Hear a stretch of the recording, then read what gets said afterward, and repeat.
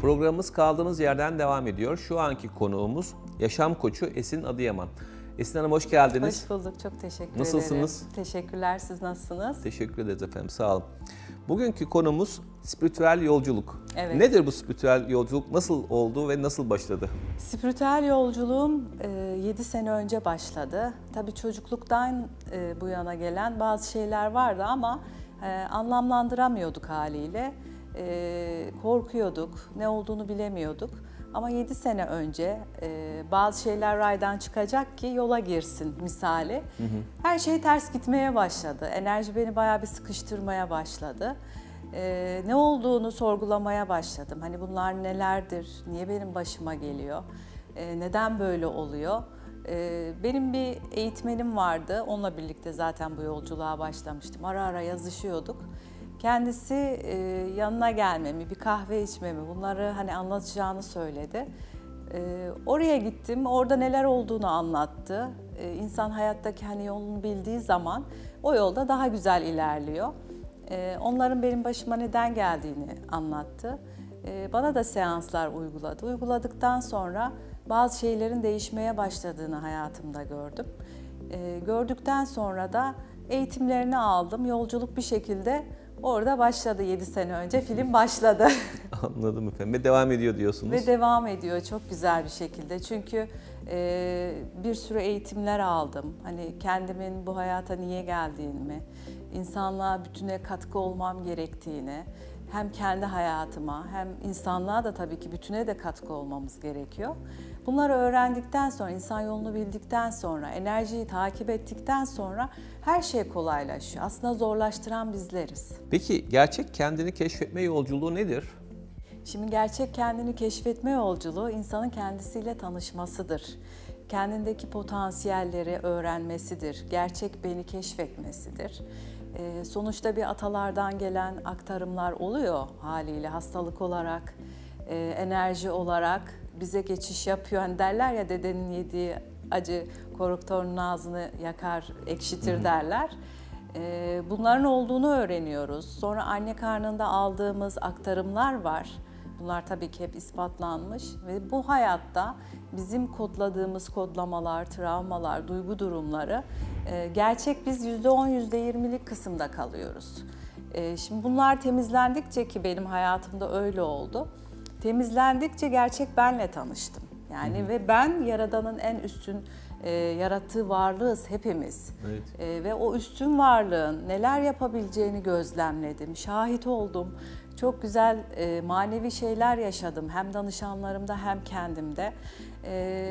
Gerçek kendimle tanıştım. Yani onlardan kurtuldukça mesela bir korkunun bana ait olmadığı, neden geldiği, hani oralar şifalandırılınca ya da bize ait olmayan bakış açıları, onlar temizlendiği zaman benim ne kadar cesur, ne kadar özgüveni yüksek, ne kadar değerli, en önemlisi o ve kendime inanmaya başladım. Bir insan kendine inandığı zaman o öze giden yolculukta inanmak zaten başarmanın yarısıdır. Bunlar açığa çıkıyor, bunlar temizleniyor ve gerçek sizle tanışıyorsunuz. Bu da muhteşem bir şey. Peki yaptığınız çalışmaları en çok etkilendiğiniz seans nedir? Şimdi danışanlarımda tabii ki online seans da yapıyoruz, yüz yüze de yapıyoruz.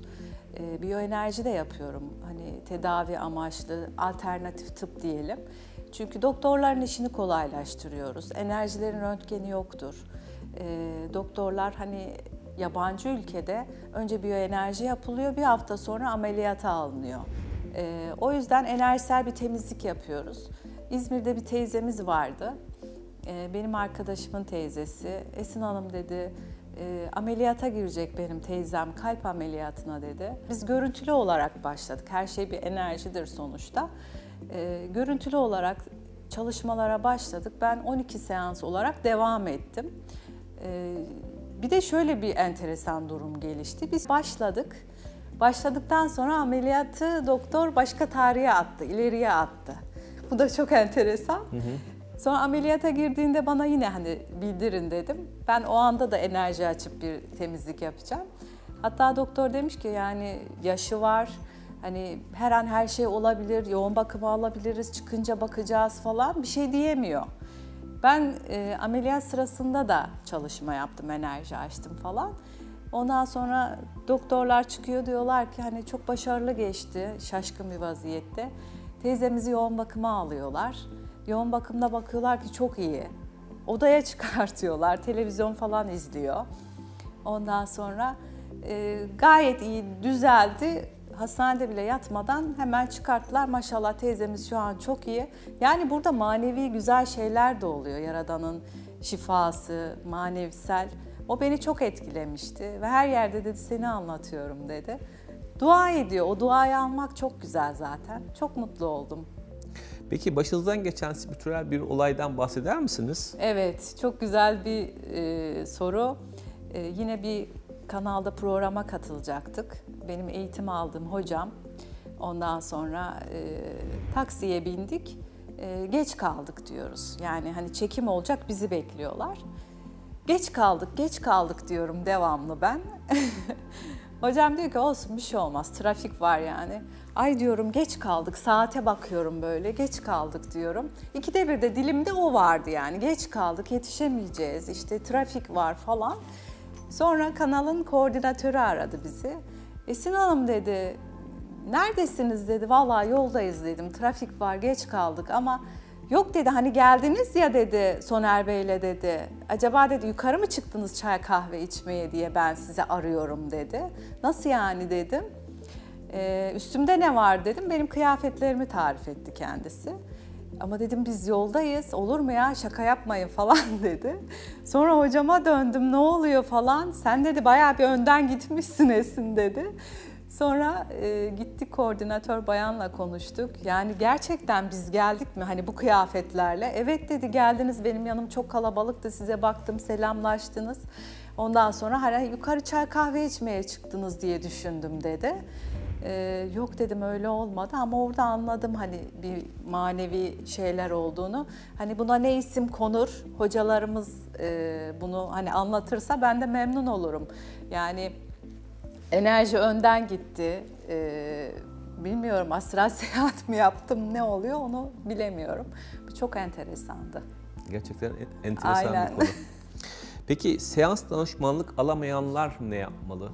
Şimdi şöyle, seans ve danışmanlık alamayan, tabii ki durumu olmayan, ücretler de biraz tabii ki bu anlamda fiyatlı oluyor. Bizler de eğitimlere bir sürü ücret ödeyerek alıyoruz. Eğitim ücretleri de fiyatlı. Ama ben yine de hani hiç durumu olmayan, gerçekten durumu olmayan kişilere destek oluyorum. Bu anlamda yardımcı oluyorum. Diğer arkadaşların da en azından cüzi miktarda hani ağırlığının kalmaması açısından yardımcı olmalarını talep ediyorum ama bu anlamda ben yardımcı oluyorum. En azından gönüllerinden kopan ufak da olsa bir hediye de getiriyorlar. Bunu hep yapıyorum. Hani bunlar söylenmez ama hepimizin birbirine katkı olması lazım. Tabii ki ücret aldığımız yerler oluyor ama tüm arkadaşlara bunu yapmalarını tavsiye ediyorum. Çünkü eskiden de öyleymiş. Peygamber Efendimiz de dermiş, bir hurma dalı ikram edin, ağırlığı kalmasın. O dengelenebilir, yani o şeyleri dönüştürebiliriz diye düşünüyorum. Peki hangi şikayetlerle size başvuruyorlar daha sıklıkla? Evet, şimdi en çok panik atak, anksiyete, depresyon ve kalp rahatsızlıkları genelde geliyor. Şimdi ben estağfurullah hani şey yapmak istemiyorum. Biz enerjisel temizlik yapıyoruz. Ben enerjisel orada çakralarımızı tıkayan bir enerji varsa oraya işlem yapıyorum. Doktorlar da geri kalanını yapıyorlar. O yüzden hani anksiyete mesela, bilinçaltında korkular var. Bunlar ilerliyor. Tabii ki doktoruna gidebilir, tedavisini biz öneriyoruz. Hani doktoruna git diyoruz, mutlaka görün. Ama enerjisel kısım ya da bilinçaltı kayıtlarında onlarda çalışma yapıyoruz. Çok teşekkür ederiz verdiğiniz güzel bilgiler için. Ben de teşekkür ederim. Çok sağ olun. Bugünkü program konuğumuz yaşam koçu Esin Adıyaman'dı. Kendisine tekrar teşekkür ediyoruz. Programımız kaldığımız yerden tüm hızıyla devam ediyor.